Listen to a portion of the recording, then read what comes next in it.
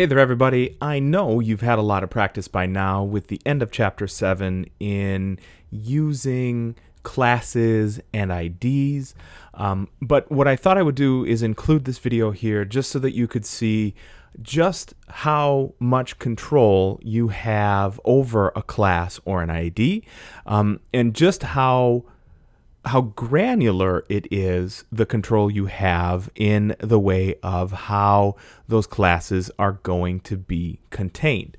So here, in this particular piece of code, which you can go ahead and click down below, and you will get exactly this piece of code. Otherwise, you can see it in the really small, crummy window. It's just that that's the biggest size that Eagle allows me to give you. So here, all I've done is in the body of my particular HTML page here, you'll notice I'm breaking the rules. I have maintained all this while that you will never ever use an embedded style, and here I am doing it. But that's because we can see all of our code and our output in one window. Otherwise, believe me, I am flop sweating right now. My body is rejecting being able to do this. So even though this goes against everything I'm willing to do as far as being a developer, it still makes it easier for you guys to see. So here we go. So in the body of my HTML, you can see I simply have 3 lines. I have a class for rectangle box, and you can see rectangle box up here. The background color there is beige. It is 250 pixels tall, and you'll notice that it is the entire width of the page. I have another class. This one is for box left, and you guessed it, it's this one, the red box. Background color of dark red, width of 50%, and it's a little taller at 350 pixels tall. So for those of you who have been burning with this question, can I mix and match pixels, percents, EMs, points? Yeah, you can absolutely do that. As I think I have mentioned in a video before, you're going to have to do this as part of your web development career anyway. Is you are going to need, as much fine control over the environment as possible. Sometimes having a relative height is not going to work, and having an absolute height like pixels is just going to make things cleaner and more functional. So you can mix absolutely percents, EMs, pixels, and points, and that would be okay. You will notice that this box left, floats to the left, and therefore it renders here on the left. You'll notice our last class, box right, floats to the right. Weird, right? It has burly wood. I don't know what, it's a brown color, I guess. I just picked it. And has a width of 50 and a height of 350 pixels. So that way it matches really nicely what box left is doing. Now, you'll notice that box left and box right do not have any separation between them. You'll also notice that rectangle box and box left and box right do not have any separation between them. That's because I haven't added anything like margins or padding. But a note quick on that. If I add so much as 1 pixel of padding here, so I'm going to say padding, we're going to go right, and we're going to give that 1 pixel, just like so. Actually, I'm going to have to hit run again. You'll notice that totally screwed up my left box, right box mixture. How come? Well, this is 50%, and this is 50%, but I have, and you can't even see it here, this is a 5K monitor, and you can't even see this 1 pixel of difference here. Because I have that 1 pixel of difference, this box and this box cannot exist on the same line, because this is going to force the box right to to display on the next line available after the bottom of box left. So right here, that one little line is going to screw that up. Now, there's ways to get around this. So I'm going to go ahead and put this back in, but this time I'm going to put a 15 pixel padding in there, just so that there's a little bit of white space in between these two. So instead of 50%, I'm going to go 49%. Here with box right, I'm going to go 49%. And that, if I do the math quickly in my head, perfect, ought to be just enough to give me 15 pixels worth of space in between the two of them here. Now, could I do that with rectangle box and these two? Yeah, but I don't have to be as careful. So I could have a padding bottom here, and because they're not trying to vie for the same space, I can put a 15 pixel padding on the bottom, and it's going to render correctly. It's really, really hard to see, but it's right down there. So that's how we would be. You can see it next to the burly wood, but for me, a little less here on the red side. So that's how you could manage your space using just classes. So remember, classes can be anything you like. My suggestion to you is name them appropriately so that you don't get lost. It happens every semester where somebody has, you know, I'm just going to call it R, I'm going to call it L, I'm going to call it 1, 2, 3, and 4 because I'm never going to get lost in my own code. And then they come to me with, you know, headache and tears and tell me I can't figure out my own code. And then I have to say, well, that's because you mucked it up and you put 1, 2, L, R, F, S, P, and what the heck does any of that stuff mean? Box left, guess what? It's the box on the left. Box right, looks to me like it might be the box on the right. Rectangle box, aw shoot, it's got to be this one because it's a rectangular box.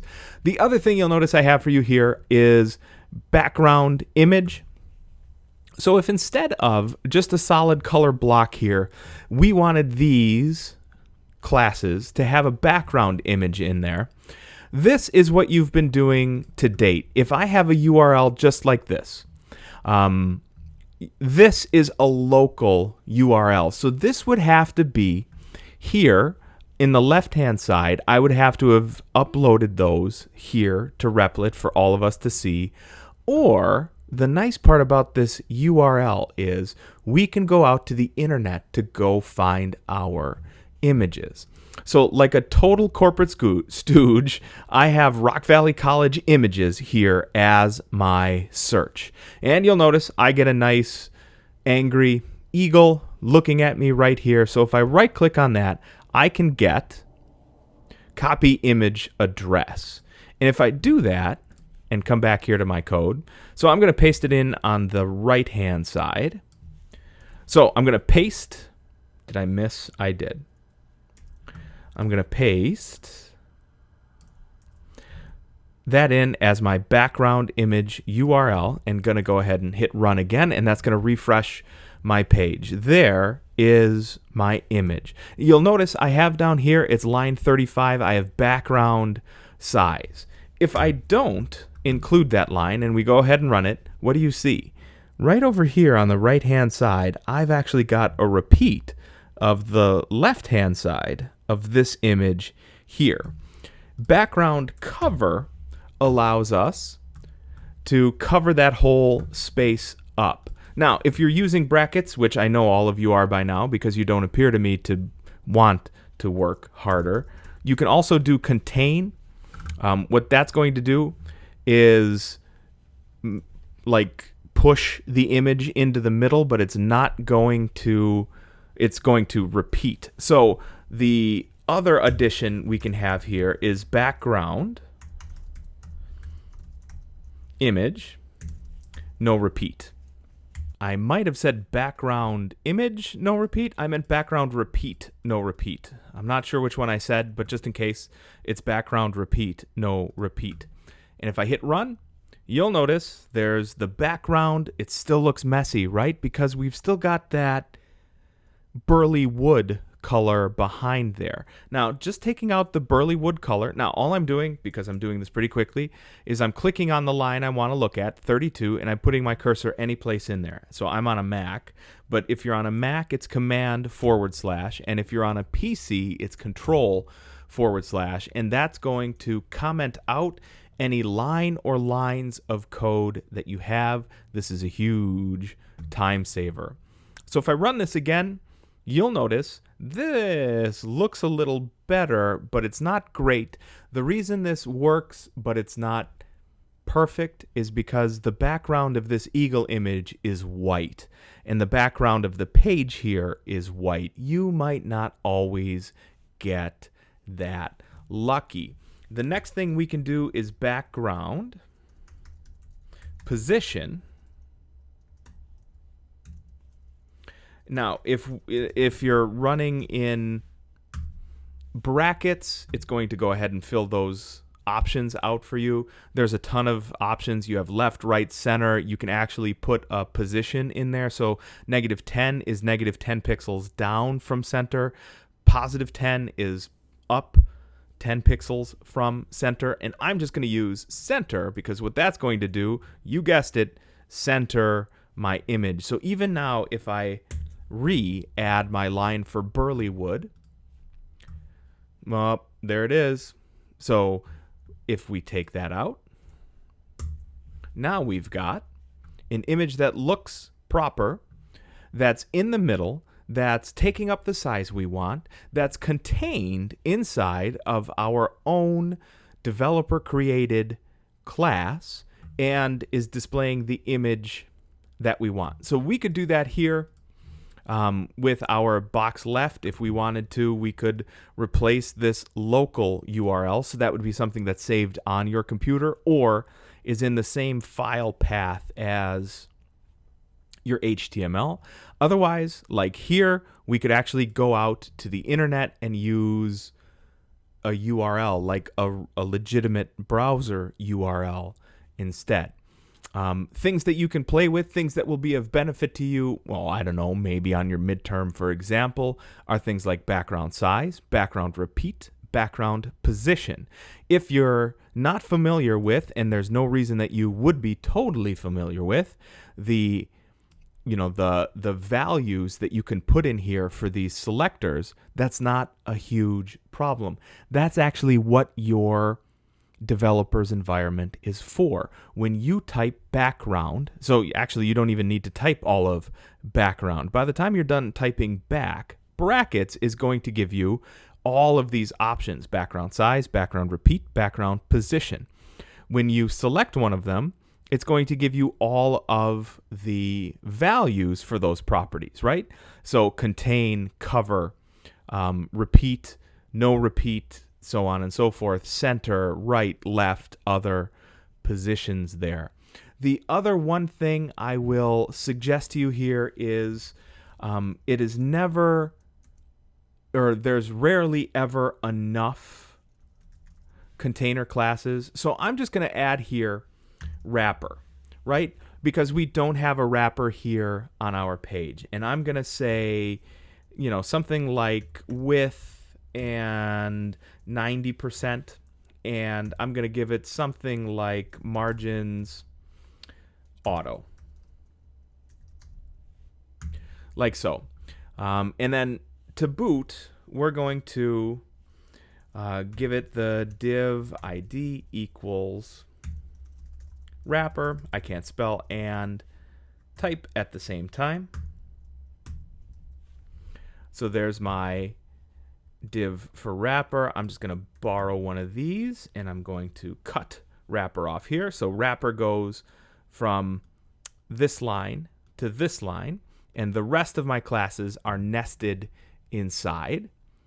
You'll notice I've left something out because here's my wrapper. It's taking out 90% of my page.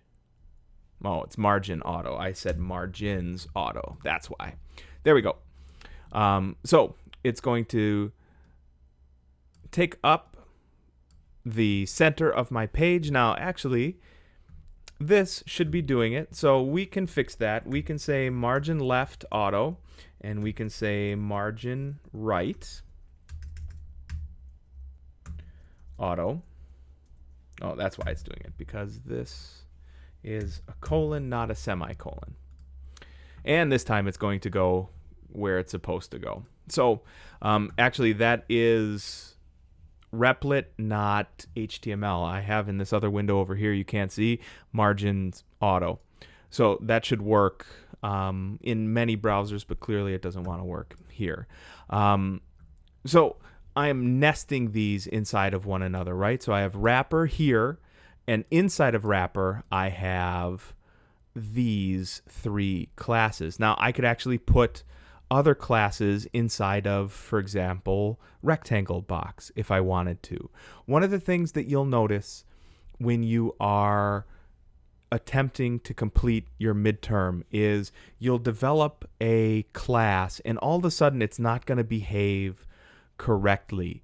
And the reason for that is that containers like to be inside of containers.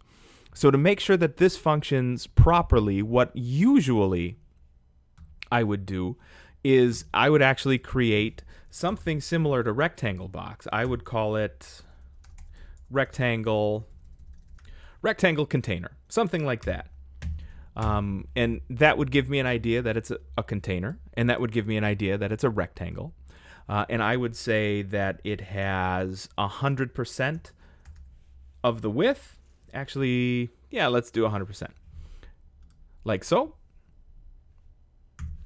And let's give it a height of 350 pixels. Do we have anything else that's 350 pixels? We do, right? We have these box left and box right. So what we could actually do is use rectangle container to hold box right and box left so that they don't spill out into other pieces of content. So down here, I'm just going to go ahead and copy this so that I don't have to type as much. And still we fail at typing. So there is my rectangle container. And here I'm going to indent my box left and box right. And if I've done everything correctly, you'll notice that doesn't change, right? But that's perfect, because now if I do something like I want rectangle container to have a padding top of 15 pixels, it's going to further push those down. Now, why did this, so that's box right, come over here inside of box left? That's because we didn't give everybody enough space up there. So these two div classes, right? These two classes, actually it's because I killed box left's ending div a little early. There we go. So even, as I develop things, I do make mistakes. So there we go. Just adding to this container class gave me the 30 pixels total I wanted in between there. It moved both of these container classes without me having to add padding top, padding top. So get used to the idea of having container classes that do nothing more than contain other container classes, but allow you really granular, finite control over how everything is being displayed.